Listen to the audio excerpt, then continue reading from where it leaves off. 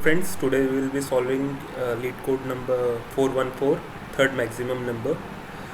In this, given a non-empty array of integer, return the third maximum number in this array. If it does not exist, return the maximum number, else return the third max number. The runtime complexity must be order of n. So basically in this 3, 2, 1, so third max number is 1, so we have returned this. In 1, 2, third maximum number does not exist, so maximum 2 is returned instead, which is maximum. Similarly 2, 2, 3, 1, in this 1 is third max number. We have to just skip the same numbers because we are just concentrating on distinct number. So let's see the solution, how to deal with it. So I have created initialize three numbers with the integer object max, second max and third max, which is as of now null. So I am iterating I with the nums and just checking if maximum not equal to null and I equal to max, second max not equal to null and I equal to second max, and third max not equal to null and third max. Then this, in this condition, this will continue. So it is like we have first, second and third highest number. We have number which is like first is 2 is there and again 2 comes, so it is repeated, right? We just need to concentrate on distinct number, so we will skip this.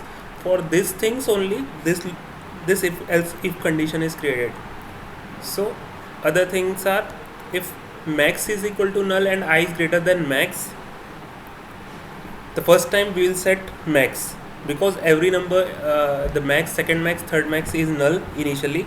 So even if it is null or I is greater than max, we will be setting the max. So what we'll do is, like, third max we will do move to second max we will move to current max, and max will be now I. Okay, so now suppose we are working on this example 3, 2, 1. So 3 came, we just check like third max equal to second max. As of now third max is not there, it is null. Second max is equal to max. As of now max is also null because it is the first time, so second max is null, and max is equal to I. So now max becomes 3. Okay, again it will iterate for element number second, which is 2. Okay, 2 is not we'll check this condition whether this thing is repeated. So in this case max not equal to null and I is equal to max. It is not like that. Even second max, I is not equal to second max, or I is equal to third max. So this thing this condition will not work. Now now this condition will come if max is null and I is greater than max. Now as of now max is 3, so but we are just checking for 2 is not equal to 2 is not greater than max, so this will go to this condition. Second max as of now is null and I is greater than second max, right?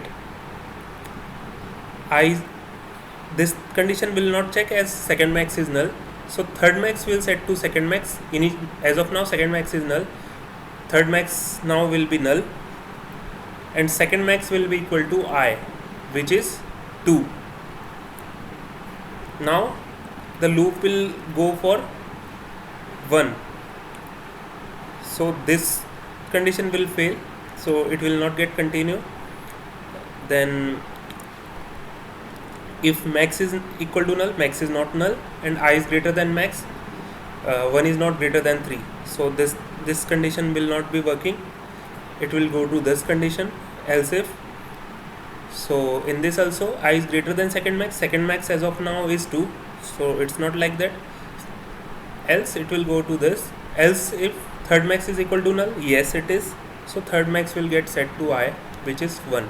So this thing will keep happening until it processes all the element. As of now in this example only 3 elements are there. Okay, so in the end we are returning, if third max is equal to null, then we'll be returning the max, else we are returning third max. So let's see the result.